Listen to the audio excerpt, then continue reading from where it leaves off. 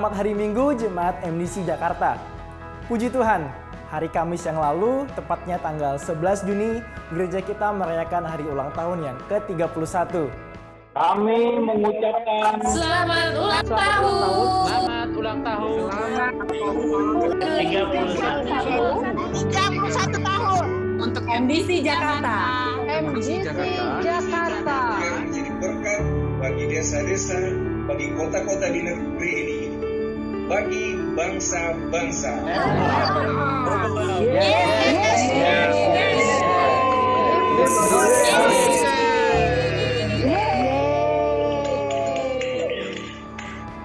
Mari kita berdoa agar Tuhan terus memakai gereja kita dengan luar biasa untuk kemuliaan namanya. Sebentar lagi kita akan mengikuti ibadah online MDC Jakarta, membahas tema kedua dari Perseverance to Win, yaitu Ready, Set, Go, yang disampaikan oleh Pendeta Tony Suwardi. Mari siapkan hati kita untuk memuji dan menyembah Tuhan, dan juga untuk mendengarkan kebenaran firman Tuhan. Selamat mengikuti ibadah online MDC Jakarta. Tuhan Yesus memberkati.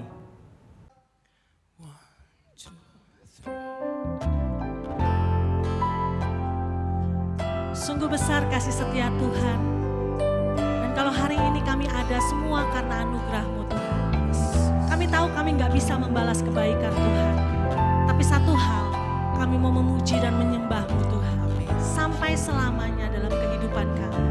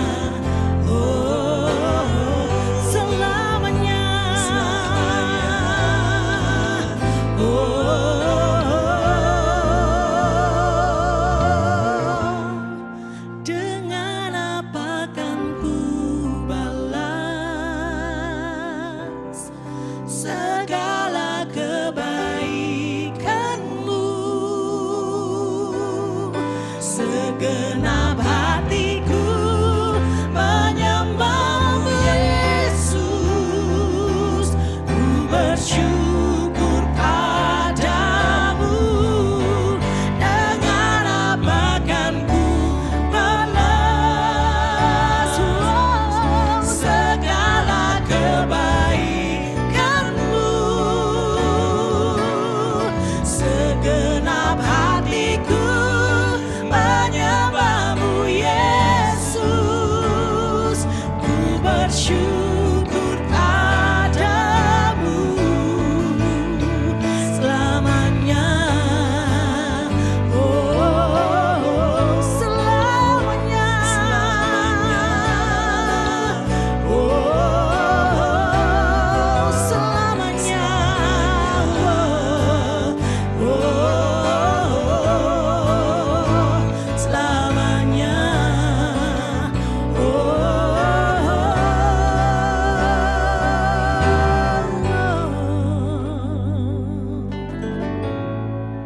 Selamanya kami bersyukur. Selamanya kami menyembahmu Yesus. Haleluya, haleluya.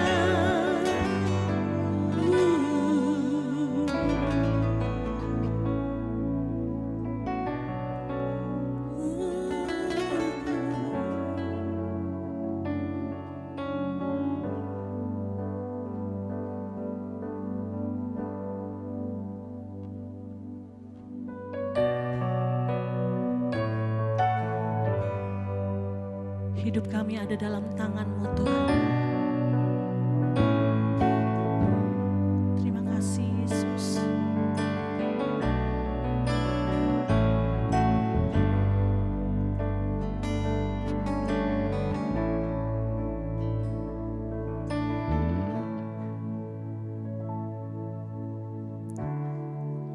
Into your hand I commit again, with all I am for you, Lord. You hold my world in the palm of your hand, and I am yours forever.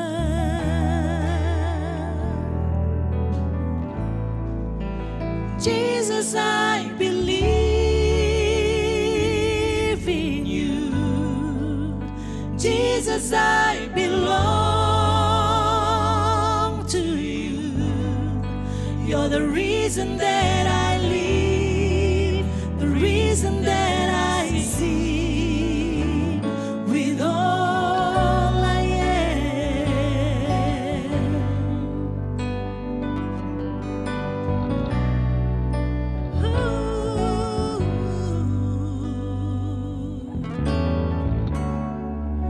I walk with you wherever you go, through tears and joy. I'll trust in you, and I will live in all of your ways, your promises forever. I believe in you, Jesus, I believe in you. Jesus, I belong to you. You're the reason that I live, the reason that I believe in you. Jesus, I believe in you. Jesus, I belong to you.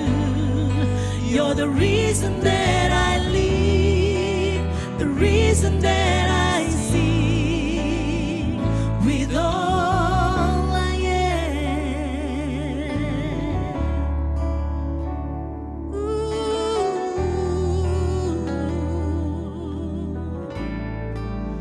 I come to worship you, Jesus. You hold my hand.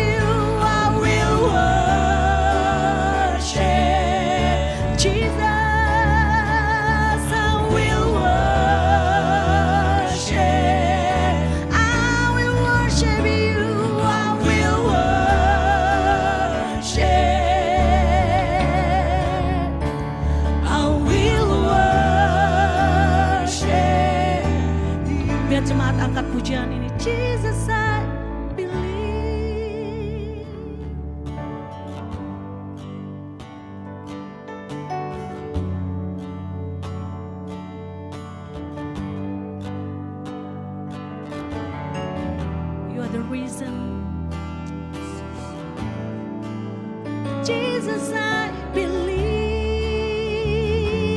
in you. Jesus, I belong to you. You're the reason that I live, the reason that I believe in you. Jesus, I believe in you. Jesus, I belong to you. You're the reason that I live, the reason that I see. You're the reason that I live, the reason that I see. You're the reason that I live, the reason that I see.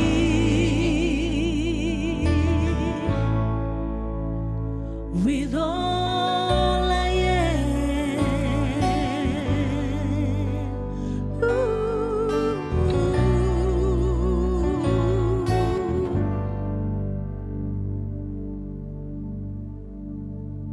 thank you, Jesus.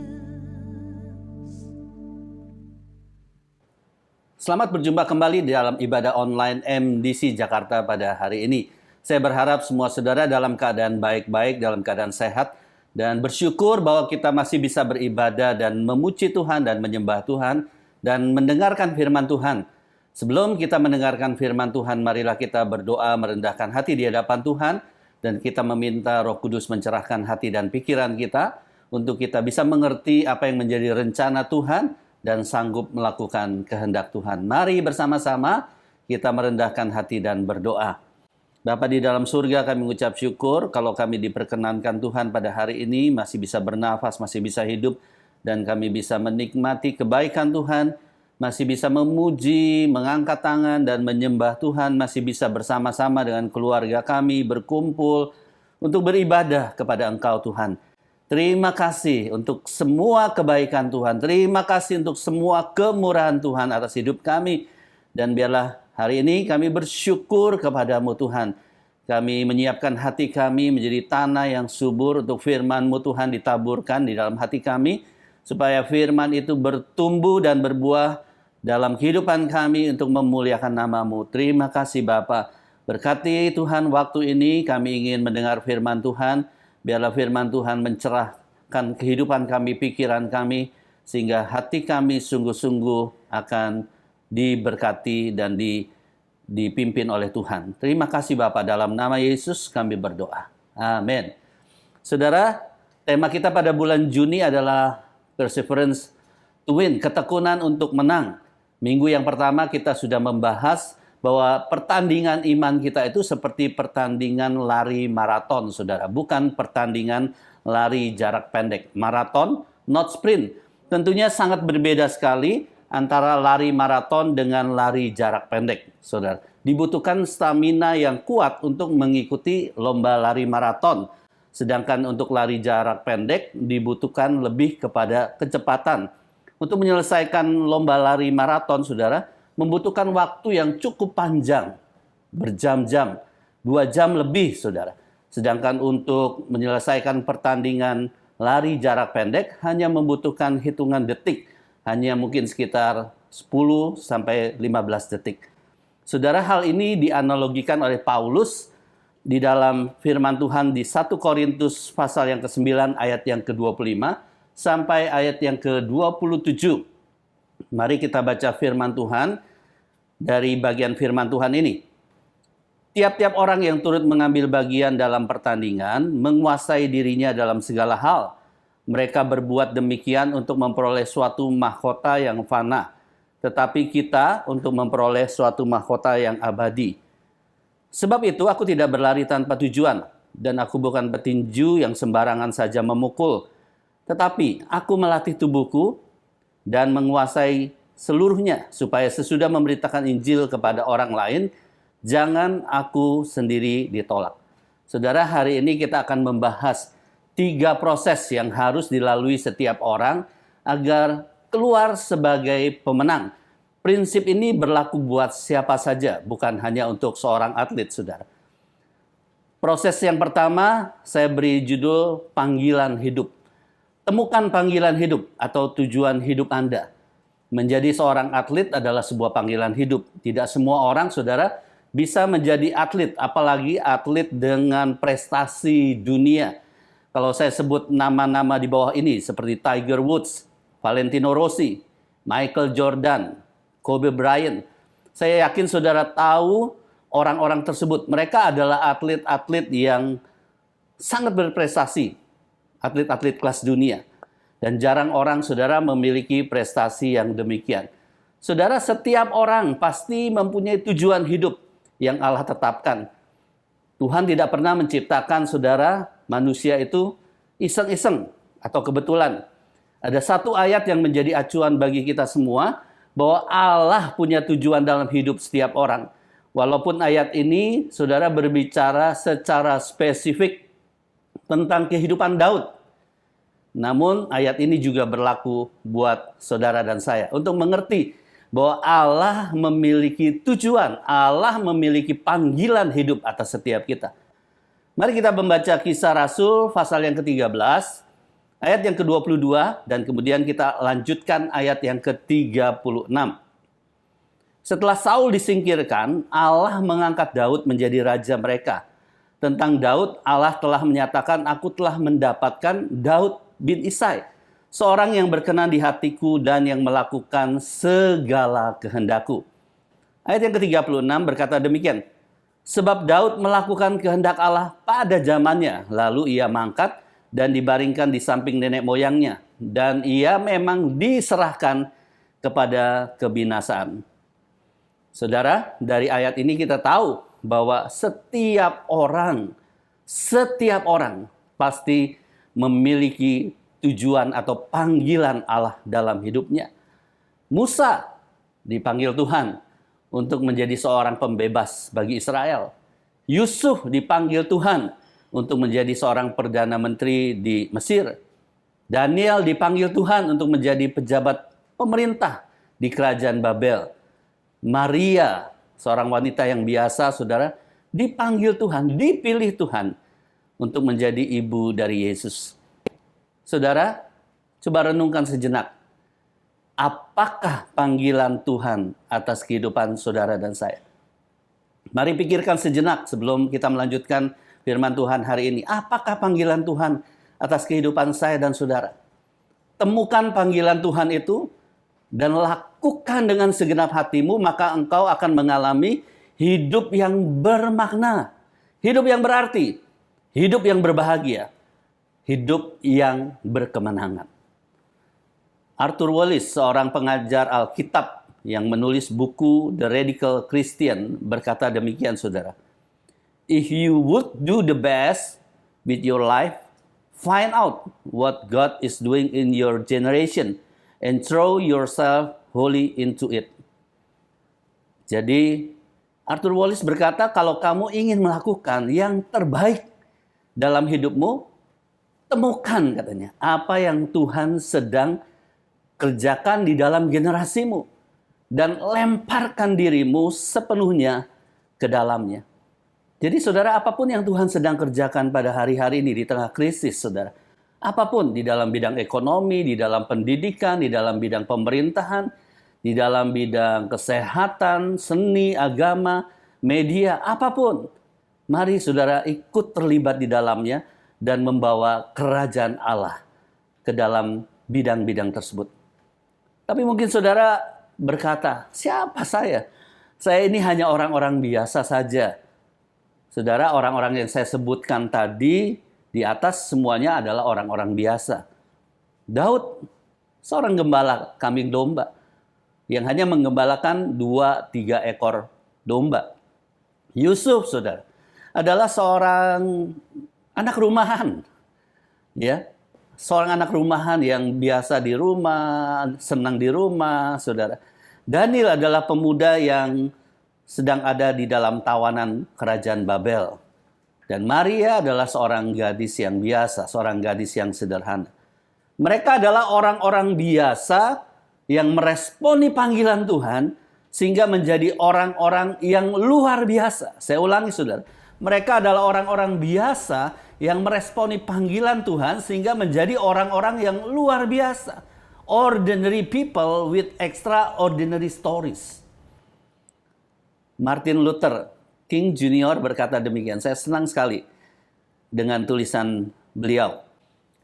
Jika Anda menjadi penyapu jalanan, Anda harus menyapu jalan layaknya Michelangelo melukis. Sejenius Beethoven mengubah musik.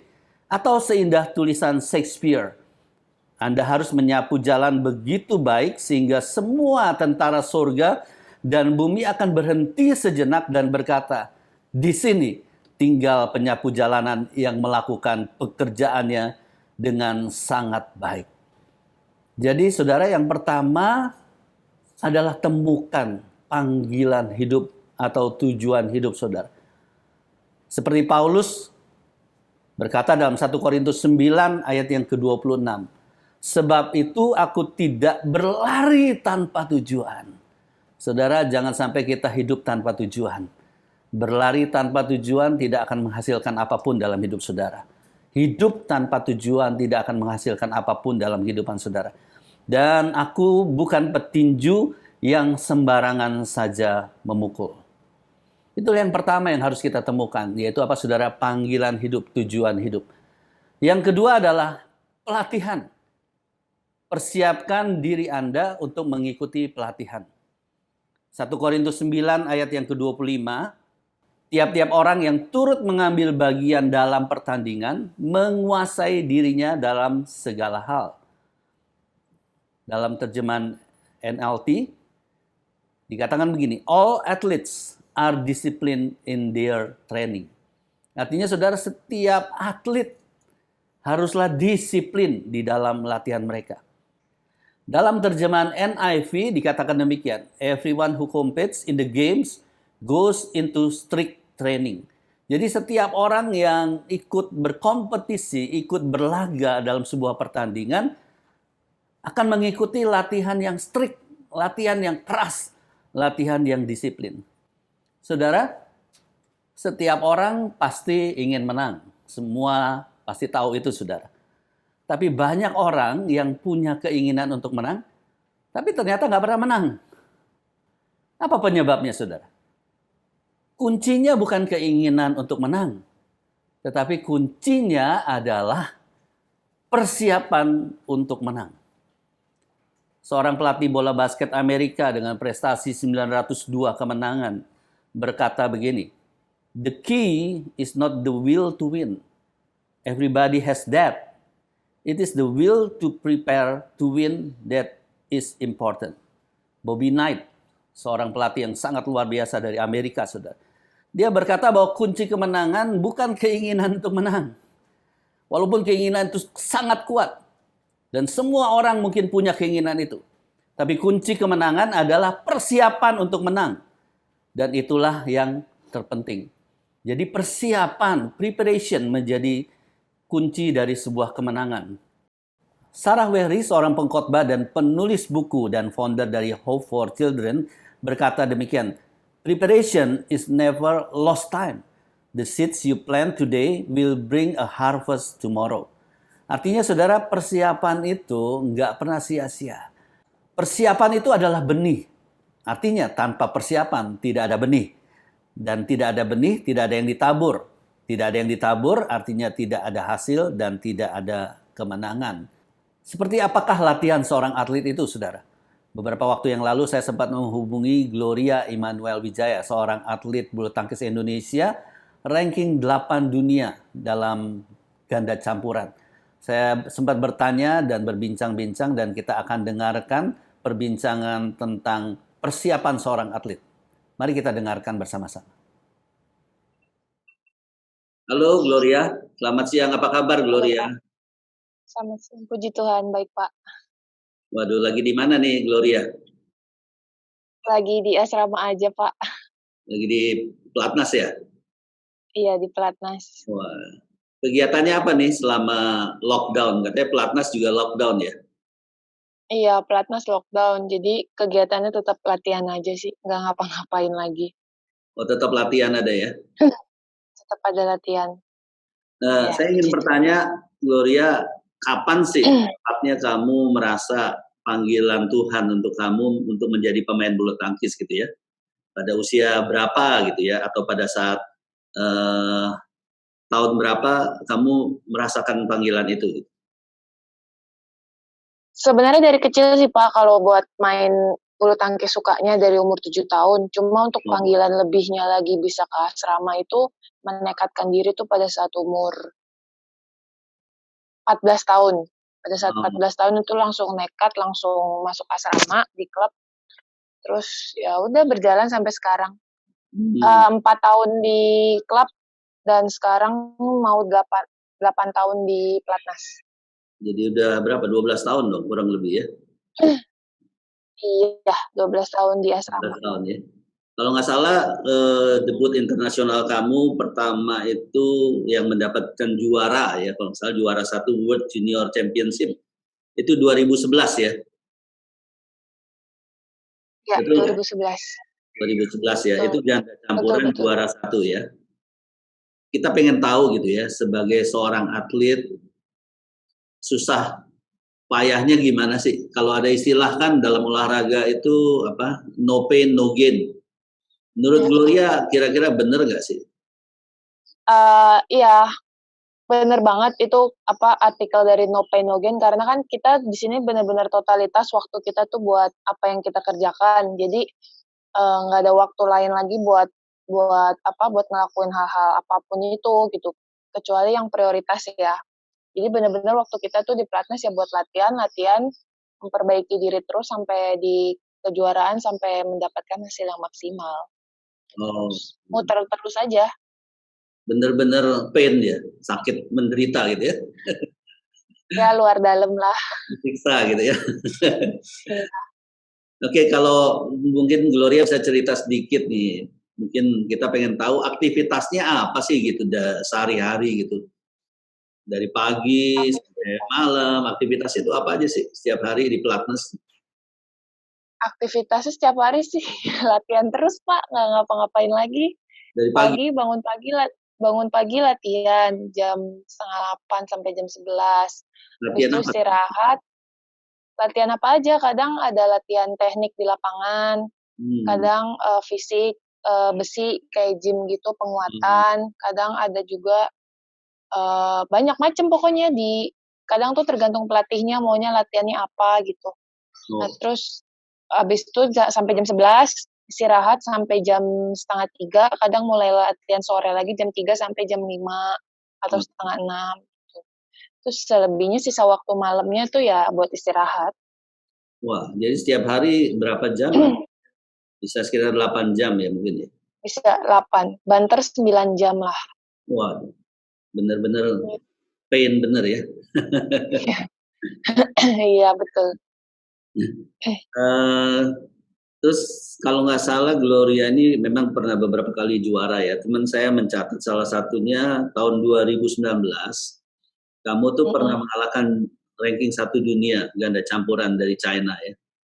Itu iya, seru betul. banget. Saya nonton seru banget tuh pertandingannya ya. Skornya juga tipis banget gitu ya. Nah, menurut Gloria persiapan apa sih yang penting untuk menghadapi sebuah pertandingan itu ya? Persiapan-persiapan apa yang penting? Kalau buat persiapan, apalagi kan lawannya kan lawan ranking 1 dunia ya, jadi bukan kaleng-kaleng lah kasarannya gitu. Jadi benar-benar sehari sebelumnya itu udah harus benar-benar matang banget dari pikiran, dari hati, dari badan, dari kondisi fisik juga benar-benar harus di-prepare gitu. Karena kan kita main di lapangan juga kan bukan cuma fisik doang, tapi kan otak sama mood juga kan harus benar-benar prepare banget gitu, positive thinking lah, benar-benar harus yakin, harus apa gitu. Belum lagi kita harus komunikasi dengan partner gitu kan, harus benar-benar kita berdua tuh harus solid gitu. Jadi ya komunikasi juga harus dijaga. Jadi ya paling intinya sih simpelnya sih ya paling jaga makan, jaga kondisi badan, jaga pikiran ya sama istirahat aja. Itu sih selebihnya sama ya berdoa lah. Berdoa itu udah harus banget. Jadi biar lebih tenang aja hatinya. Saya tertarik dengan yang Gloria sampaikan tuh, bukan hanya fisik ya, tapi pikiran ya, pikiran. Contohnya apa tuh? Pikiran waktu untuk pertandingan, apa rasa grogi, rasa takut, rasa khawatir gitu. Apa yang dijaga dalam pikiran kamu gitu untuk bertanding itu, untuk menang gitu? Yang pasti dijaga tuh pikiran yang harus positif terus.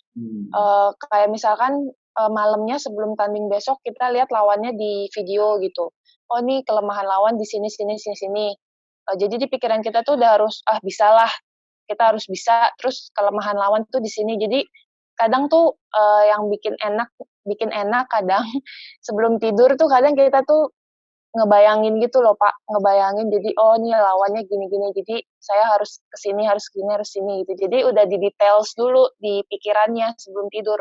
Jadi kadang besokannya pas main udah tahu bayangannya harus main seperti apa gitu. Kalau ada satu kata nih yang terakhir nih, Gloria. Satu kata yang kamu bisa sebutkan untuk menjadi pemenang ya, satu kata. Kira-kira kata itu apa? Menurutku itu ngaruh ke persiapan juga, persiapan diri sendiri. Kalaupun kita bisa apa ya?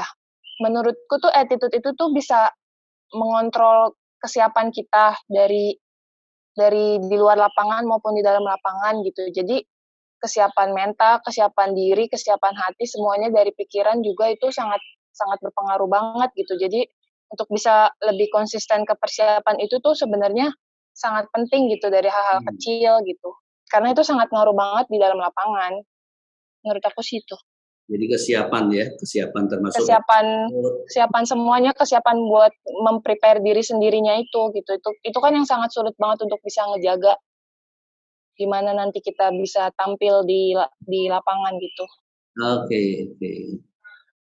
Mungkin ada pesan-pesan gitu ya buat yang mendengarkan siaran hari ini tentang kehidupan. Pesan apa nih? Ya, tentang kehidupan lah. Kehidupan kan seperti pertandingan gitu ya. Kira-kira dari Gloria apa pesan buat kita semua tentang hidup ini seperti sebuah pertandingan yang harus dimenangkan. Silakan Gloria. Pesannya sih ya paling tetap mau berusaha, tetap maju dalam keadaan apapun, karena kehidupan kan berputar ya. Seperti ya kayak saya di pertandingan, di saatnya kita lagi bisa di atas, kadang juga sometimes kita juga bisa di bawah gitu. Jadi ya mau nggak mau ya kita harus lewatin kehidupan apapun itu, mau bagaimanapun juga ya tetap harus dijalani dengan kuat, dengan iman yang kuat, dan juga tetap harus berdoa sih. Oke, terima kasih Gloria nih untuk waktunya. Sukses Makasih, Pak. ke depannya ya. Tuhan memberkati. Sama-sama, Pak. Amin. Makasih, Pak. Dari perbincangan saya dengan Gloria Immanuel Wijaya, saudara, kita tahu bahwa persiapan itu begitu penting. Persiapan itu baik persiapan fisik, persiapan mental, persiapan teknis, yang merupakan kunci kemenangan dalam sebuah pertandingan. Nah, saudara, hal-hal apa yang perlu dilatih? Yang pertama adalah penguasaan diri. Musuh utama dalam sebuah pertandingan bukanlah orang lain atau lawan kita, tetapi musuh utama dalam sebuah pertandingan, saudara, adalah diri kita sendiri. Saudara ingat pertandingan tinju antara Mike Tyson dengan Evander Holyfield. Mike Tyson tidak bisa menguasai dirinya sehingga ia menggigit telinga Evander Holyfield hingga hampir putus. Dan akibatnya Mike Tyson didiskualifikasi dan kehilangan izin untuk bertinju untuk sementara waktu, bahkan didenda hampir 3 juta dolar. Demikian juga dengan Zidane, pemain sepak bola Prancis yang menanduk Materazzi pada pertandingan final Piala Dunia 2006 di Berlin. Yang akhirnya Zidane mendapatkan kartu merah dan Prancis kalah dari Italia dalam drama adu penalti yang sangat mendebarkan. Sebuah akhir yang sangat tidak baik bagi Zidane yang kemudian ia pensiun dari sepak bola. Dalam Alkitab kita kenal ada tokoh Simpson yang tidak punya pengendalian diri sehingga panggilan hidupnya gugur di tengah perjalanan. Tetapi sebaliknya Yusuf menang dalam pelatihan penguasaan diri ketika ia digoda berhari-hari oleh istri Potifar, tetapi ia tetap menolak untuk berbuat dosa kepada Tuhan. Saudara, demikian juga dengan hidup kita. Kita harus memiliki penguasaan diri.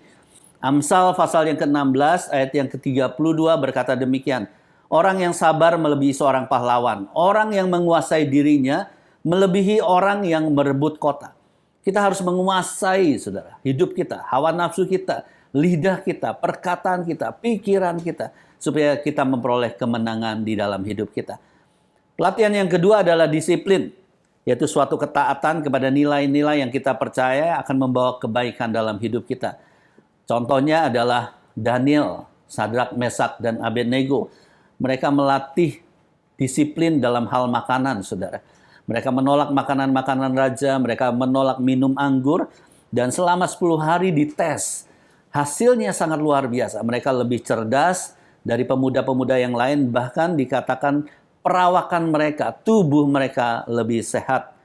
Saudara, Daniel juga disiplin dalam hal berdoa. 3 kali dalam sehari, Daniel berdoa seperti yang biasa dilakukan. Saudara, mari kita bangun budaya disiplin dalam hidup kita. Disiplin untuk hal-hal yang sifatnya baik jasmani, seperti olahraga, makanan, pengeluaran keuangan kita, dan juga hal-hal yang sifatnya rohani, seperti disiplin untuk berdoa, disiplin untuk membaca Alkitab. Yang ketiga, hal yang kita bisa latih adalah melakukan yang terbaik mulai dari hal-hal yang kecil. Alkitab berkata, kalau kita setia perkara kecil, maka Tuhan akan memberikan perkara besar. Setia dalam melakukan yang terbaik dalam perkara kecil, maka Tuhan akan berikan yang terbaik dalam perkara besar.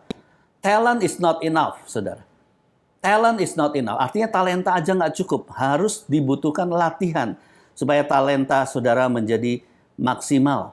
Yusuf menjadi yang terbaik di dalam bidang housekeeping secara bertahap, mulai dari rumah ayahnya, kemudian di rumah Potifar, kemudian di penjara, dan berakhir di istana.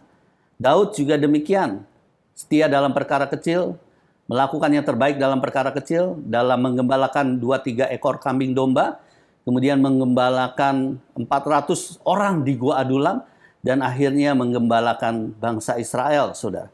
Daud juga menjadi prajurit yang terbaik mulai dari perkara-perkara yang kecil. Dia mengalahkan singa dan beruang di dalam penggembalaannya, saudara. Dia mengalahkan seorang tentara Filistin yang bernama Goliat dengan menggunakan ali-ali. Dan saya percaya dia melatih keahlian tersebut. Dan akhirnya dia mengalahkan berlaksa-laksa musuh Israel.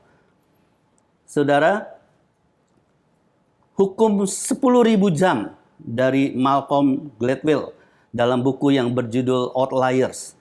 Dia berkata untuk menjadi seorang ahli diperlukan ketekunan selama 10.000 jam. Malcolm percaya kalau seorang melatih suatu keahliannya dan tekun melakukannya, maka setelah ia melakukan selama 10.000 jam, pasti ia akan menjadi seorang yang ahli.